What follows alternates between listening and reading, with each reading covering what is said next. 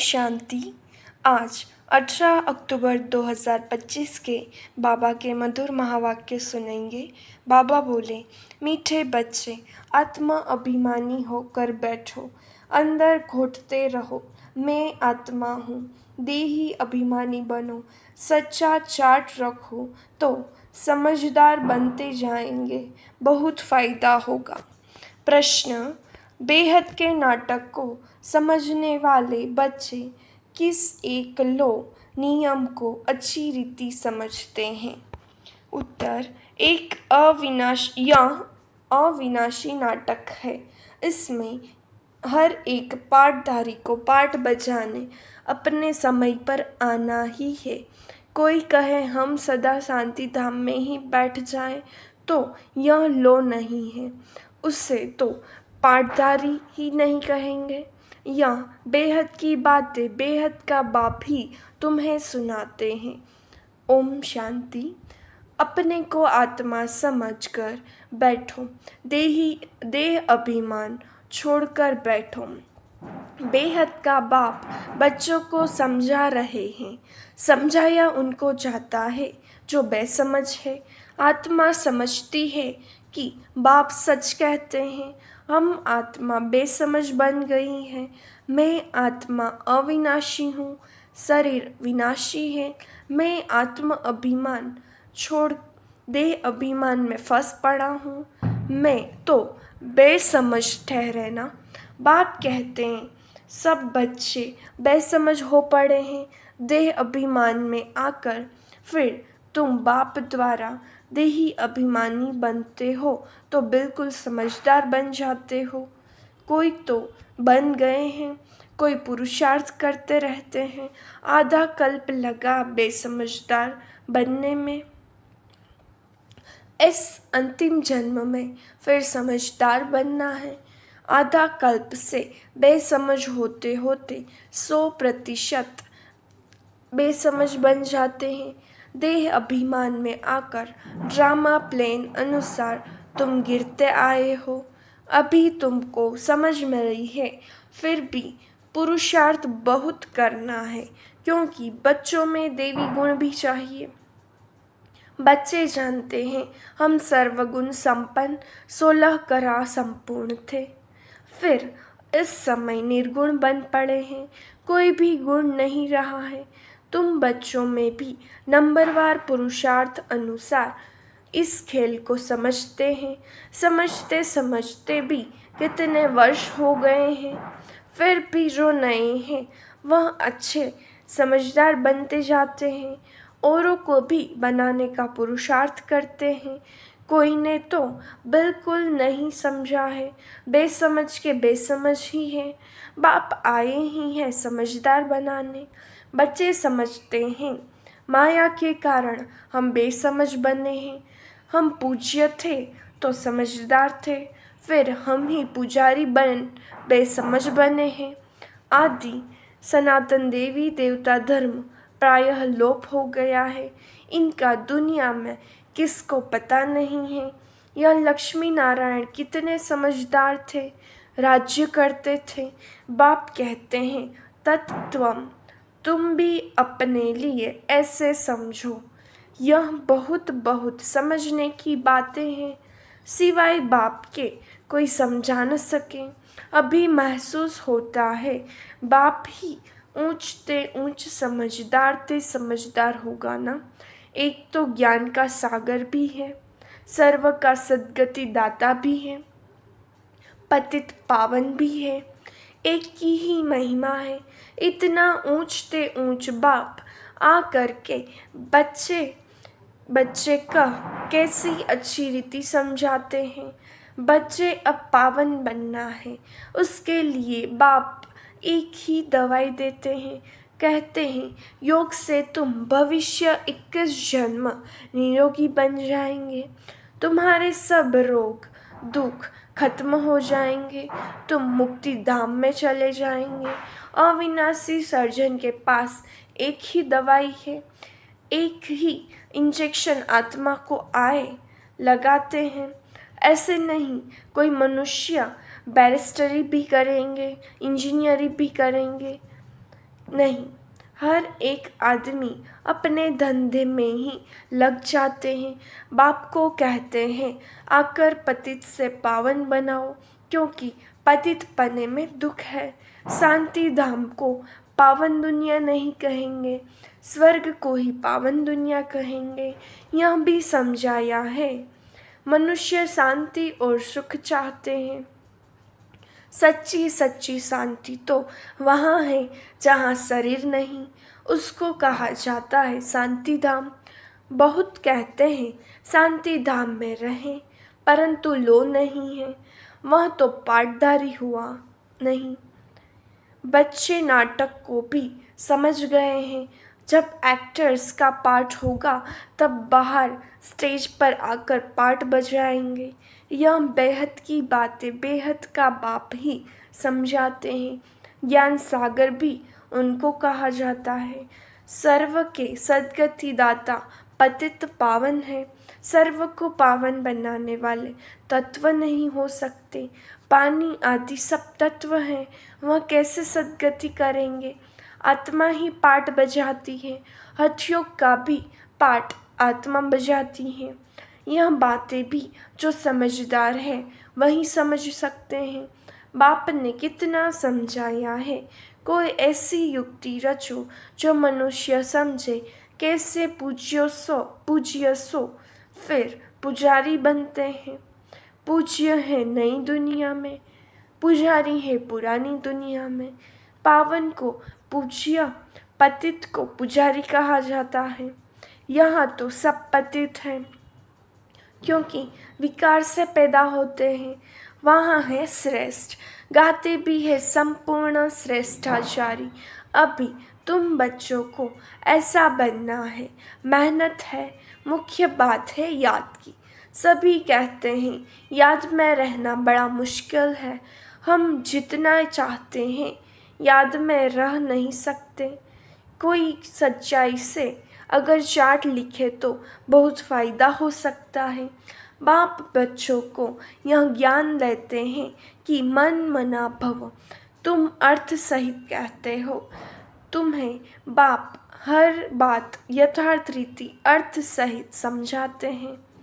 बाप से बच्चे कई प्रकार के प्रश्न पूछते हैं। बाप करके दिल लेने लिए कुछ कह देते हैं, परंतु बाप कहते हैं मेरा काम ही है पतित से पावन बनाना। मुझे तो बुलाते ही है इसलिए हो। तुम जानते हो हम आत्मा शरीर सहित पावन थी, अभी वही आत्मा शरीर सहित पतित बनी है। 84 जन्मों का हिसाब है ना। तुम जानते हो अभी यह दुनिया कांटों का जंगल बन गई है।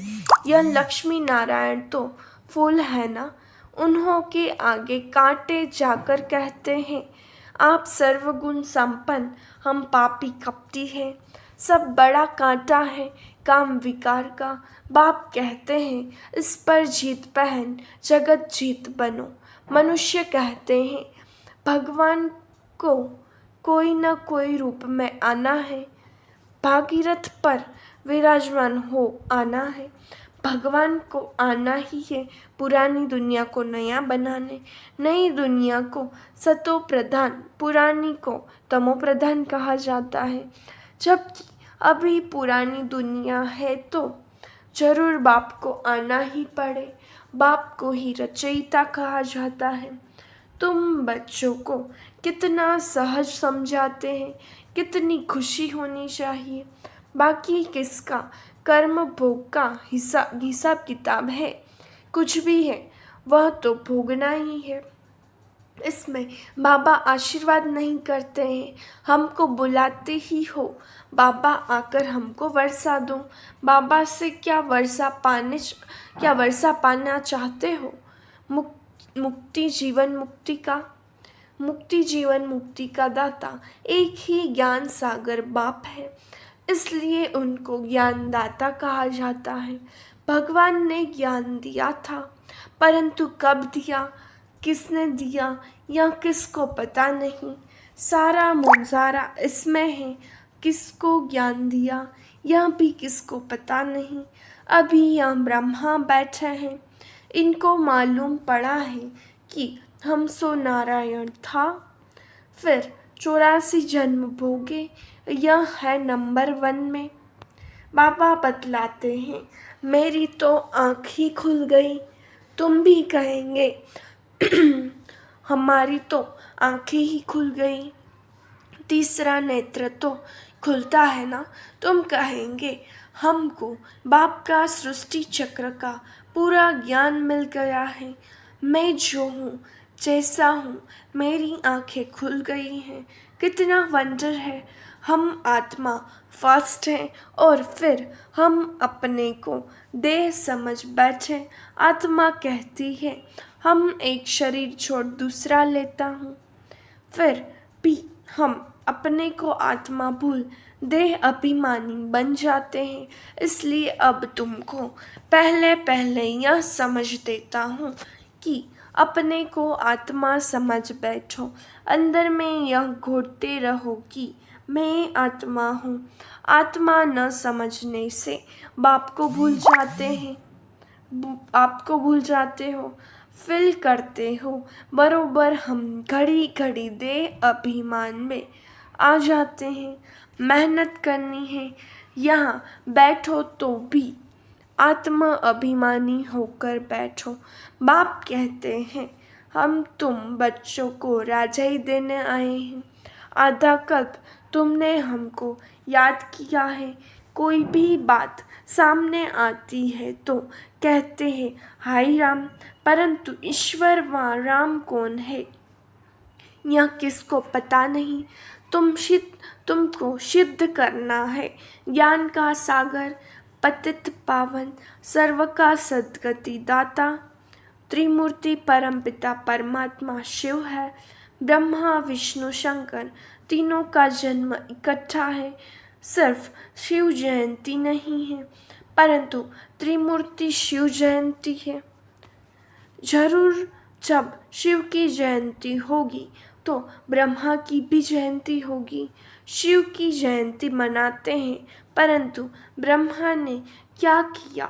लौकिक, पारलौकिक और यह है अलौकिक बाप। यह है प्रजापिता ब्रह्मा। बाप कहते हैं नई दुनिया के लिए यह नया ज्ञान अभी तुमको मिलता है, फिर प्रायः लोप हो जाता है।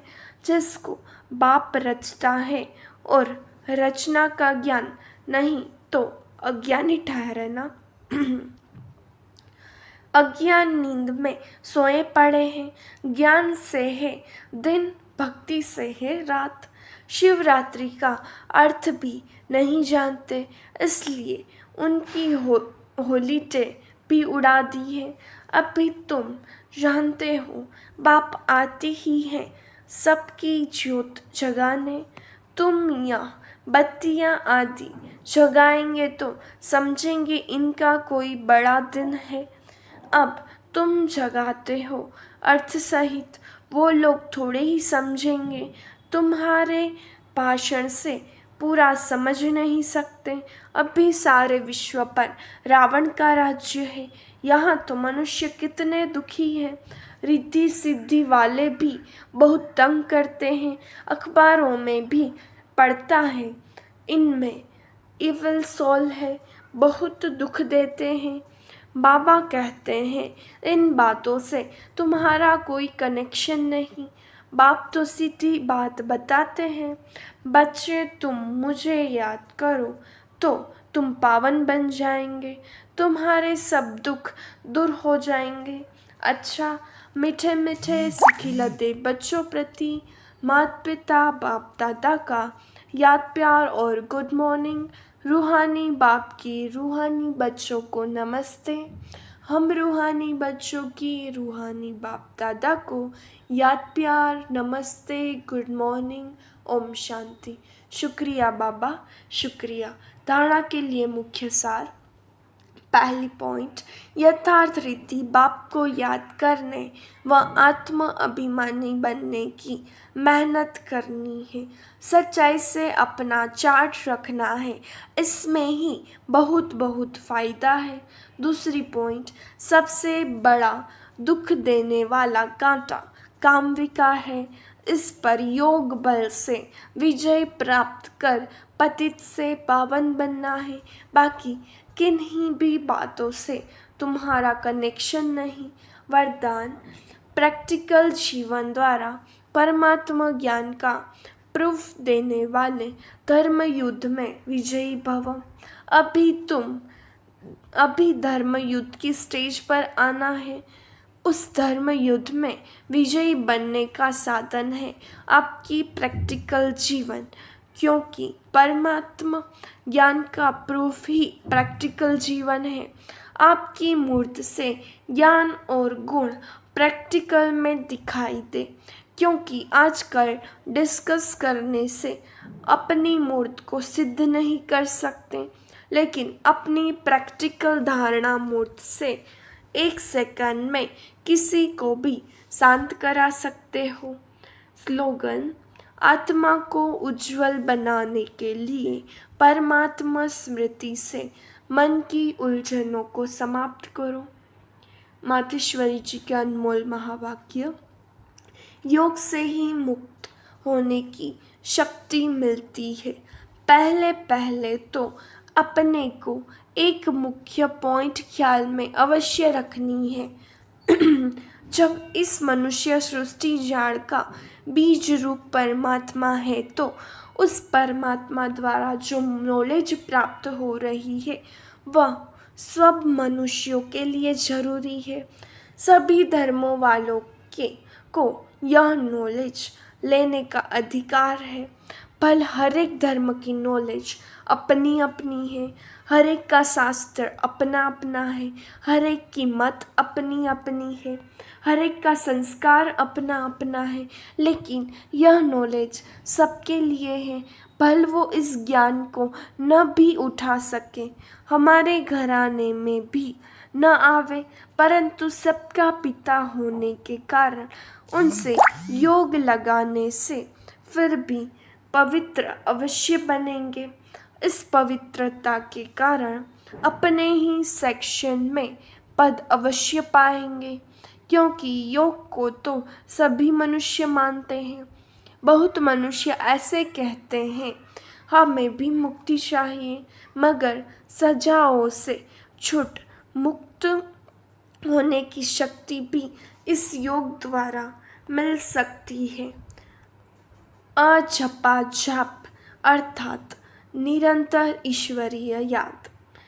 यह जो कहावत है, श्वासोश्वास अजपा जाप जपते रहो, उसका यथार्थ अर्थ क्या है?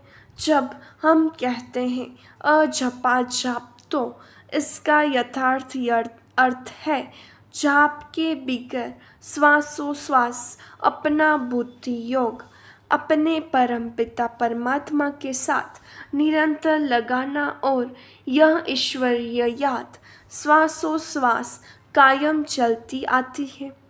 उस निरंतर ईश्वरीय याद को अजपा जाप कहते हैं। बाकी कोई मुख से जाप जपना अर्थात राम राम कहना, अंदर में कोई मंत्र उच्चारण करना, यह तो निरंतर चल नहीं सकता। वो लोग समझते हैं हम मुख से मंत्र उच्चारण नहीं करते, लेकिन दिल में उच्चारण करना है, यह अजपा जाप। परंतु यह तो सहज एक विचार की बात है, जहाँ अपना शब्द ही अजपा जाप है, जिसको जपने की भी जरूर नहीं है। आंतरिक बात, कोई मूर्ति का ध्यान भी नहीं करना है, न कुछ सिमरन करना है, क्योंकि वो भी निरंतर खाते पीते रह नहीं सकेंगे। लेकिन हम जो ईश्वरीय याद करते हैं वही निरंतर चल सकती है, क्योंकि यह बहुत सहज है। जैसे समझो, बच्चा है, अपने बाप को याद करता है तो उसी समय बाप का फोटो सामने नहीं लाना पड़ता, लेकिन मनसा वाचा कर्मणा बाप के सारे ऑक्यूपेशन एक्टिविटी गुणों सहित याद आता है। बस वह याद आने से बच्चे की भी वो एक्ट चलती है, तब ही सन सोज फादर करेंगे। वैसे अपने को भी और सबकी याद दिल भीतर से मिटाए, उस एक ही असली पारलौकिक परमपिता परमात्मा की याद में रहना है। इसमें उठते बैठते खाते पीते निरंतर याद में चल सकते हैं, उस याद से ही कर्मातीत बनते हैं। तो इस नेचुरल याद को ही अजपाजाप कहते हैं। अच्छा, ओम शांति। अव्यक्त इशारे स्वयं और सर्व के प्रति मनसा द्वारा योग की शक्तियों का प्रयोग करो। अभ्यास की प्रयोगशाला में बैठ योग का प्रयोग करो तो एक बाप का सहारा और माया के अनेक प्रकार के विघ्नों का किनारा अनुभव करेंगे। अभी ज्ञान के सागर, गुणों के सागर, शक्तियों के सागर में ऊपर ऊपर की लहरों में लहराते हो, इसलिए अल्पकाल की रिफ्रेशमेंट अनुभव करते हो। लेकिन अब सागर के तले में जाओ तो अनेक प्रकार के विचित्र अनुभव कर रत्न प्राप्त करेंगे। अच्छा, ओम शांति।